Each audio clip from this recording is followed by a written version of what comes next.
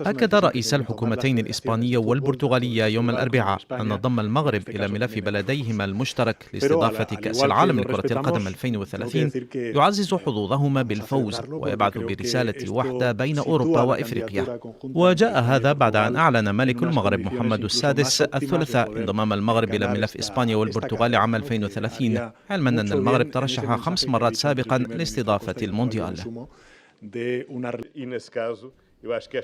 أعتقد أن هذا العرض الذي قدمته شبه الجزيرة الأيبيرية والمغرب إيجابي للغاية، ويبعث رسالة مهمة للغاية إلى العالم بأسره، لا سيما إلى أوروبا وأفريقيا، لأنه يؤكد أننا قارتان متجاورتان، قارتان تريدان العمل معا.